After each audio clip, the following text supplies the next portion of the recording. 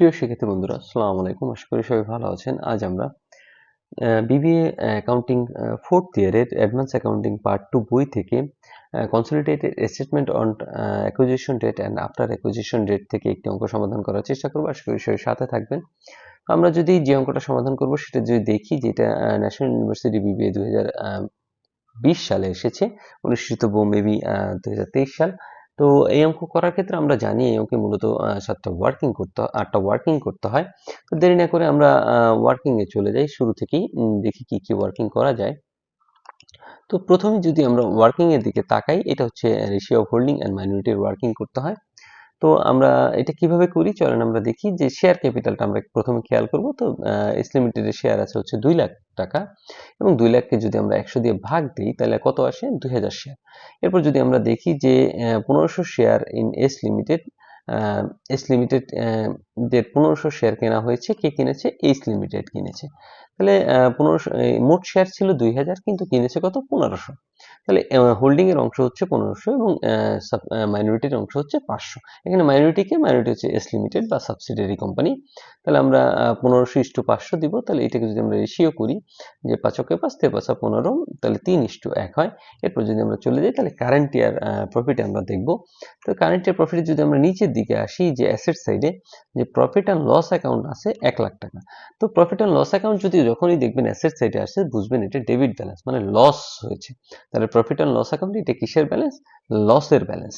তো আমরা যদি এরপর দেখি যে 1 নাম্বারটা যদি একটু পড়ে দেখি, যে H limited acquired the share S limited 1st July. মানে বছরের মাঝামাঝি সময়ে এই একজনের শেয়ার একটা অ্যাকোয়ার্ড করেছে অন দ্যাট ডেট, ওই ডেটে। যখন এই কথাটা বলবে যে অন দ্যাট ডেট, তখন আর প্রি অ্যাকুইজিশন প্রফিট এবং পোস্ট অ্যাকুইজিশন প্রফিট বলতে কিছু থাকবে না। মানে সে বছরের মাঝামাঝি সময়েও যদি শেয়ার কিনে থাকে, তাহলে কারেন্ট ইয়ার প্রফিটকে কখনোই দুই ভাগে ভাগ করার প্রয়োজন নাই। মানে এখানে প্রি অ্যাকুইজিশন আর পোস্ট অ্যাকুইজিশন বলতে কিছু থাকবে না, যদি অন দ্যাট ডেট কথাটা লেখা থাকে। তাহলে ওই ডেটেই profit and loss account showed debit balance, তাহলে এটাও ডেবিট ব্যালেন্স। তাহলে বছরের শুরুতে আমাদের ডেবিট ব্যালেন্স কত? 1,60,000, এবং বছরের শেষে, কারণ এই ব্যালেন্স শিটটা এখানে হচ্ছে শেষের ব্যালেন্স, তাহলে বছরের শেষের ব্যালেন্স কত? 1 লাখ টাকা। তাহলে বছরের শুরুতে যদি থাকে 1,60,000 মানে লস, এবং বছরের শেষে যদি থাকে 1 লাখ লস, তার মানে আপনার বছরের শেষে যে দেখবেন আপনার লসটা কমে গেছে। তাহলে বছরের শুরুতে আপনার নেগেটিভ ছিল 1,60,000, বছরের শেষে আপনার নেগেটিভ হয়েছে 1 লাখ। তার মানে কিভাবে হয়েছে? 60,000 টাকা আপনার লসটা কমে গিয়েছে। তো যদি আপনার প্রফিট না হয়, তাহলে তো কখনোই 60,000 টাকা লস আপনার কমবে না। তাহলে এটা কি? Current year profit. কিভাবে? চলেন আমরা দেখি যে লস অন 1st জুলাই, বছরের শুরুতে ছিল 1,60,000, লেস বছরের শেষে হচ্ছে 1 লাখ। তাহলে আমাদের কারেন্ট ইয়ার প্রফিট কত? কারেন্ট ইয়ার প্রফিট হচ্ছে 60,000 টাকা। চলেন আমরা 3 নম্বর ওয়ার্কিং করি। এটা হচ্ছে ক্যাপিটাল প্রফিট আর লস। তাহলে ক্যাপিটাল প্রফিট আর লসে হচ্ছে জেনারেল রিজার্ভ যায়, এবং বছরের শুরুতে যদি কোনো প্রফিট বা লস থাকে সেটা যায়। তাহলে আমরা যদি রিজার্ভ ফান্ডের দিকে খেয়াল করি, দেখবেন যে এখানে নাই, কিচ্ছু নাই। তার মানে এস লিমিটেডের রিজার্ভ ফান্ড নাই। কিন্তু বছরের শুরুতে লস তো ছিল। তার লস ছিল কত? 1,60,000। তাহলে সেটাই আমরা দেখাই, যে বছরের শুরুতে লস কত? 1,60,000, এবং সেটা আমরা ভাগ করে দেব শেয়ার অফ হোল্ডিং এবং শেয়ার অফ মাইনরিটিতে। কিভাবে? এই যে 3 আর 1 যোগ করব, 4 এর 3 যাবে হচ্ছে হোল্ডিং এ, এবং 4 এর 1 যাবে হচ্ছে মাইনরিটিতে। এরপর আমরা নির্ণয় করব গুডউইল অর ক্যাপিটাল রিজার্ভ। প্রথম পেইড আপ ভ্যালু নির্ণয় করব। তো পেইড আপ ভ্যালু কিভাবে যাবে? 1500 শেয়ার, প্রতিটা 100 টাকা করে, মানে হোল্ডিং এর অংশটুকু। তাহলে হোল্ডিং এর অংশ হচ্ছে 1500, প্রতিটা শেয়ারের দাম হচ্ছে কত? 100 টাকা। তাহলে আমরা নিলাম কত? 1,50,000। এর থেকে বাদ যাবে কি? বাদ যাবে ক্যাপিটাল লস। এই যে এইমাত্র আমরা নির্ণয় করছি কত? 1,20,000 টাকা। তাহলে আমরা ক্যাপিটাল লস বাদ দিলাম 1,20,000। তাহলে আমাদের যদি থাকে, এটা ক্যালকুলেশন করলে থাকে 30,000, এ থেকে বাদ যাবে কস্ট প্রাইস। কস্ট প্রাইসটা কোথায় পাবো? এই যে 1500 শেয়ার কিনেছিলাম, কত টাকা দিয়ে কিনেছিলাম? 1,05,000। তাহলে আমরা 1,05,000 যদি এখান থেকে বাদ দিই, তাহলে আমাদের নেগেটিভ আসে 75,000। তাহলে আমরা ক্যাপিটাল ক্যালকুলেশন অফ গুডউইল আর ক্যাপিটাল রিজার্ভের ক্ষেত্রে একটা জিনিস জানি, সেটা হচ্ছে যদি টাকাটা নেগেটিভ আসে সেটা গুডউইল হয়, এবং টাকাটা যদি পজিটিভ আসে তাহলে ক্যাপিটাল রিজার্ভ হয়। তাই যেহেতু টাকাটা নেগেটিভ আসছে, তাহলে আমাদের কি লিখবো? গুডউইল লিখবো। তাহলে গুডউইল 75,000 আমরা লিখলাম। এরপর আমরা নির্ণয় করব ক্যালকুলেশন অফ রেভিনিউ প্রফিট। তাহলে রেভিনিউ প্রফিট বলতে কি বোঝায়? রেভিনিউ প্রফিট হচ্ছে কারেন্ট ইয়ার প্রফিট। তাহলে কারেন্ট ইয়ার প্রফিট আমার আসছিল কত? 60,000। তাহলে আমরা 60,000ই দেখাবো, যে 60,000 আমরা দেখাই দিলাম যে কারেন্ট ইয়ার প্রফিট কত? 60,000 টাকা। এখন দেখেন এই অঙ্কে একটু প্রবলেম আছে, সেটা হচ্ছে আমরা যদি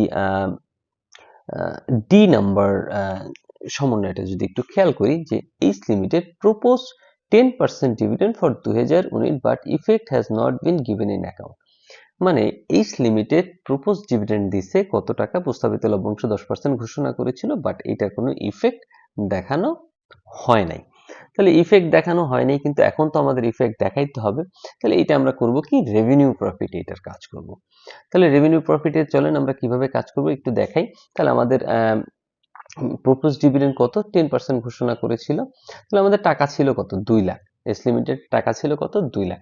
তাহলে এই 2 লাখের যদি আমরা 10% ঘোষণা করি, তাহলে 2 লাখের 10% ঘোষণা করলে কত হয়, 20,000 টাকা হয়। তাহলে এটা আমরা এখান থেকে কি করব, বাদ দিয়ে দেব। আশা করি ব্যাপারটা বুঝতে পারছেন যে 60,000 থেকে 20,000 বাদ দিলে হয় 40,000 টাকা। তাহলে এই প্রপোজ ডিভিডেন্ড যে আমরা বললাম, এটার কাজ শুধুমাত্র রেভিনিউ প্রফিটের সাথেই হয়। তাহলে রেভিনিউ প্রফিট আমরা নির্ণয় করলাম কত, 40,000 টাকা। এরপর যদি আমরা এটাকে ভাগ করে দিই, কারণ আমাদের 3 নাম্বার এবং 5 নাম্বারটাই আসলে ভাগ করে দিতে হয়, তাহলে share of holding, share of minority, 4 এর 3 4 এর 1, তাহলে 30,000 হয় এবং 10,000 হয়। এরপর আমরা নির্ণয় করবো হচ্ছে মাইনরিটি ইন্টারেস্ট। তাহলে মাইনরিটি ইন্টারেস্ট হচ্ছে এই যে 500 শেয়ার রয়ে গিয়েছিল, এটার মূল্য। তাহলে 500 শেয়ার প্রতিটার মূল্য কত, 100 টাকা, তাহলে 50,000। এখান থেকে বাদ যাবে ক্যাপিটাল লস, কত টাকা নির্ণয় করেছিলাম, 40,000 টাকা নির্ণয় করেছিলাম। তাহলে বাদ দিলাম আমরা ক্যাপিটাল লস 40,000। এর সাথে যোগ হবে রেভিনিউ প্রফিট, এই যে এইমাত্র নির্ণয় করলাম আমরা 10,000 টাকা। তাহলে আমরা রেভিনিউ প্রফিট যোগ করলাম 10,000, এটা ক্যালকুলেশন করলে আমাদের আসে হচ্ছে 20,000 টাকা। এরপর 7 নম্বরে আমরা নির্ণয় করবো হচ্ছে আনরিয়ালাইজ প্রফিট। কিভাবে চলেন আমরা একটু দেখি। এটা হচ্ছে বি নাম্বার সমন্বয়টা যদি আমরা একটু পড়ি, যে sundry creditors of H limited include 20,000 goods supplied by H limited on which H limited made a profit 25% on cost. Half of this goods are in stock of H limited 31 December 2019। মানে পাওনাদার যে sundry creditor ছিল S limited, সেটার ভিতরে 20,000 টাকার পণ্য অন্তর্ভুক্ত আছে, সেটা এস লিমিটেড সাপ্লাই করেছিল। কিন্তু কথা হচ্ছে এই 20,000 টাকার ভিতর পণ্য কত পার্সেন্ট প্রফিটে বিক্রি করেছিল, 25%। এখন হাফ অফ দিস গুডস, মানে এই গুডসের অর্ধেক এখনো আমার এস লিমিটেডের ভিতরে অন্তর্ভুক্ত আছে। তাহলে অর্ধেকের কাজ করতে হবে। তাহলে প্রথমে যদি আমরা লিখি যে টাকা ছিল কত, 20,000, 20,000 যদি হাফ দিয়ে গুণ করেন তাহলে অর্ধেক হয়, এবং প্রফিট রেট ছিল 25%, তাহলে উপরে 25 নিচে 125, তাহলে আমাদের হয় 2,000 টাকা। এরপর আমরা একদম শেষের ওয়ার্কিং, যেটা 8 নম্বর ওয়ার্কিং করব, profit and loss account of holding company. তাহলে আমরা দেখি যে প্রফিট অ্যান্ড লস অ্যাকাউন্ট কত আছে, 50,000 টাকা। তাহলে এটা আগে নিব যে প্রফিট অ্যান্ড লস অ্যাকাউন্ট কত, 50,000। এর সাথে আমাদের প্রপোজ ডিভিডেন্ডের কাজ করতে হবে, লেস প্রপোজ ডিভিডেন্ড। এখন প্রপোজ ডিভিডেন্ড তো এস লিমিটেড ঘোষণা করেছিল, আমরা রেভিনিউ প্রফিটে হচ্ছে সাবসিডিয়ারিটার কাজ করেছি, কিন্তু এখানে হোল্ডিং এর কাজ করতে হবে, কারণ এটা আমরা প্রফিট অ্যান্ড লস অ্যাকাউন্ট কার নির্ণয় করতেছি, হোল্ডিং কোম্পানিটা নির্ণয় করতেছি। তাহলে প্রপোজ ডিভিডেন্ড আমরা দেখি যে এর শেয়ার সংখ্যা আছে কত, 6 লাখ টাকা। তো 6 লাখ টাকার যদি আমরা 10% ডিভিডেন্ড ঘোষণা করি, তাহলে 6 লাখ টাকার 10% হয় 60,000। আপনি যদি এখানে দেখাই দিতে চান, দেখাই দিতে পারবেন যে 6 লাখ গুণ 10% কত হয়, 60,000 টাকা। তাহলে আমাদের নেগেটিভ আসে 10,000, এর সাথে আমরা যোগ করব রেভিনিউ প্রফিট। কোথায় পেলাম আমরা, এই যে কত টাকা, 30,000 টাকা রেভিনিউ প্রফিট হোল্ডিং এর আর কি, এই যে আমরা হোল্ডিং এর 30,000 টাকা। তাহলে 30,000 টাকা যদি আমরা যোগ করি তাহলে হয় 20,000, এর সাথে আমরা আনরিয়ালাইজ প্রফিট এই মাত্র নির্ণয় করলাম 2,000, এটা বাদ যাবে। তাহলে বাদ দেওয়ার পর আমার হয় 18,000 টাকা। এরই মাধ্যমে আমাদের আসলে সবকটা ওয়ার্কিং আমরা কমপ্লিট করেছি। এখন আমরা কনসলিডেটেড ব্যালেন্স শিট সম্পাদনের মাধ্যমে এই অঙ্কটা আমরা খুব সহজেই শেষ করতে পারবো। চলেন আমরা কনসলিডেটেড ব্যালেন্স শিটে চলে যাই। প্রিয় শিক্ষার্থী বন্ধুরা, ন্যাশনাল ইউনিভার্সিটির বিবিএ এমবিএ সকল সাবজেক্টের পরবর্তীতে আপডেট পেতে এই ভিডিওটিতে লাইক করুন, চ্যানেলটি সাবস্ক্রাইব করুন এবং বেল বাটনে ক্লিক করে রাখুন। তাহলে কনসলিডেটেড ব্যালেন্স শিট একটা ছক কাটবো। Consolidated balance sheet on H limited and subsidiary limited as at 31 December 2019। প্রথমে আমরা নিব শেয়ার ক্যাপিটাল কত, এই যে শেয়ার ক্যাপিটালটা কত ছিল, 6 লাখ টাকা। তাহলে আমরা শেয়ার ক্যাপিটাল 6,000 শেয়ার 100 দিয়ে গুণ করলে 6 লাখ টাকা হয়। এরপর আমরা একটা শিরোনাম দিব হচ্ছে রিজার্ভ অ্যান্ড সারপ্লাস। তাহলে জেনারেল রিজার্ভ নিব, এই যে রিজার্ভ ফান্ড আছে কত, 1,50,000 টাকা। তাহলে আমরা রিজার্ভ ফান্ড দেখালাম 1,50,000 টাকা।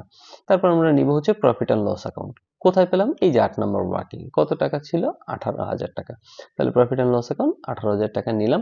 এরপর আমাদের ডিবেঞ্চার ছিল 80,000 টাকা। তাহলে লং টার্ম লাইবিলিটিস একটা শিরোনাম দিব, যে লং টার্ম লাইবিলিটিস শিরোনাম দেওয়ার পরে এটা নিব 8% ডিবেঞ্চার, কত টাকা, 80,000 টাকা। তারপর একটা শিরোনাম দিব কারেন্ট লাইবিলিটিস। তাহলে কারেন্ট লাইবিলিটিস এর প্রথমে আছে সানড্রি ক্রেডিটর্স, কত টাকা, 70 আর 60।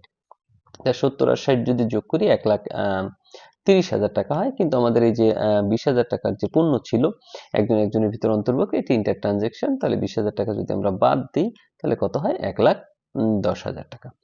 এরপর যদি দেখি যে লোন ফ্রম এইচ লিমিটেড কত আছে 3,000 টাকা, তাহলে লোন ফ্রম এইচ লিমিটেড 3,000 টাকা, এটা হচ্ছে ইন্টার ট্রানজেকশন, একজনের কাছ থেকে লোন নিলে আমরা আসলে বাদ দিয়ে দিই, তাহলে আমরা এটাও বাদ দিয়ে দিলাম। তাহলে বাদ দেওয়ার পরে আমাদের কিছুই থাকে না, এটা নীল হয়ে যায়, তাহলে আমরা এটা নীল আকারে দেখাই দিলাম। এরপর আমরা মাইনরিটি ইন্টারেস্ট নিব। মাইনরিটি ইন্টারেস্ট, এই যে মাইনরিটি ইন্টারেস্ট কত টাকা, মাইনরিটি ইন্টারেস্ট আমরা যদি দেখি যে মাইনরিটি ইন্টারেস্ট আমরা 6 নম্বর ওয়ার্কিং এ করেছিলাম, কত টাকা ছিল 20,000 টাকা ছিল, তাহলে আমরা মাইনরিটি ইন্টারেস্টকে এখানে দেখাই দিব কত 20,000 টাকা। এরপর অঙ্কের শেষে আমরা নিব কি প্রপোজ ডিভিডেন্ড, আমরা নিব কি প্রপোজ ডিভিডেন্ড নিব। প্রপোজ ডিভিডেন্ড কিভাবে নিব চলেন আমরা একটু দেখি। প্রপোজ ডিভিডেন্ড আমরা কত নিয়েছিলাম, প্রপোজ ডিভিডেন্ড এখানে আমরা নিয়েছিলাম হচ্ছে 60,000 টাকা, এই যে আমরা নিয়েছিলাম 60,000 টাকা প্রপোজ ডিভিডেন্ড, যেটা আমরা লেস করেছিলাম, তাহলে এখানে ছিল 60,000, আর এখানে কত যদি আমরা দেখি যে প্রপোজ ডিভিডেন্ড এখানে নিয়েছিলাম আমরা 20,000 টাকা। তাহলে প্রপোজ ডিভিডেন্ড আমরা দুইবার কাজ করেছি, একবার করেছি রেভিনিউ প্রফিটে আর একবার করেছি হচ্ছে profit and loss account of holding কোম্পানিতে। তাহলে এখানে নিয়েছিলাম 60,000 এবং এখানে নিয়েছিলাম 20,000, তাহলে টোটাল আসে কত, টোটাল আসে 80,000 টাকা। এখানে কিছু দেখানোর দরকার নেই, শুধু আপনার প্রপোজ ডিভিডেন্ড লিখে 80,000 টাকা দিলেই হয়ে যাবে। আশা করি বুঝতে পারছেন। এরপর চলেন আমরা ফিক্সড অ্যাসেটে চলে যাই, অ্যাসেট সাইডে। এই জিনিসটা আশা করি বুঝতে পারছেন যে আমরা দুই জায়গায় নিয়েছিলাম প্রপোজ ডিভিডেন্ডটা, এই জন্য আমরা প্রপোজ ডিভিডেন্ড দুই জায়গায় দেখাই দিছি। তাহলে চলেন ফিক্সড অ্যাসেট প্রথমে নিব আমরা হচ্ছে গুডউইল। গুডউইল হয়েছিল আমাদের 75,000 টাকা, তাহলে আমরা গুডউইল নিলাম হচ্ছে 75,000 টাকা। এরপর যদি আসি প্লান্ট অ্যান্ড মেশিনারিতে, মানে ফিক্সড অ্যাসেটের ভিতরে আমরা নিচ্ছি, তাহলে 5 লাখ আর 1 লাখ 6 লাখ, তাহলে আমরা এই যে 5 লাখ আর 1 লাখ 6 লাখ টাকা দেখাই দিলাম। এরপর যদি দেখি যে কারেন্ট অ্যাসেট নিব আমরা, কারেন্ট অ্যাসেট একটা শিরোনাম দিলাম, প্রথম হচ্ছে স্টক, স্টক হচ্ছে 60,000 আর 40,000, তাহলে 60,000 40,000 হয় 1 লাখ টাকা।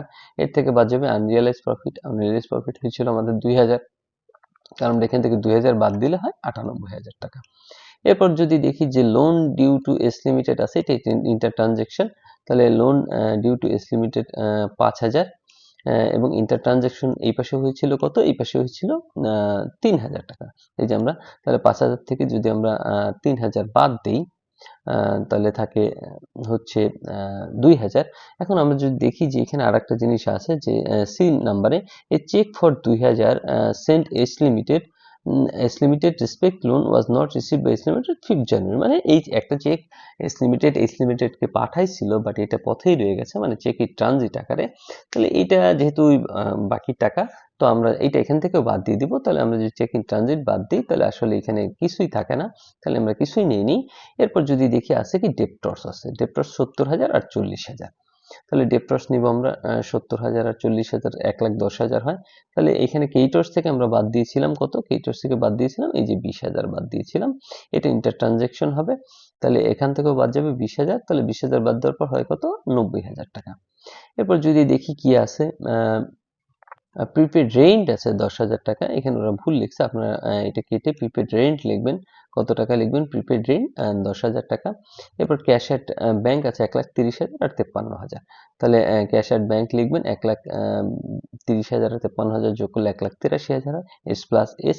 এরপর একদম সর্বশেষ আমরা নিব হচ্ছে চেক ইন ট্রানজিট, এই যে পথে যে চেকটা আছে, কত টাকার চেক আছে 2,000 টাকা, তাহলে আমরা লিখবো চেক ইন ট্রানজিট কত 2,000 টাকা আমরা দেখাই দিলাম।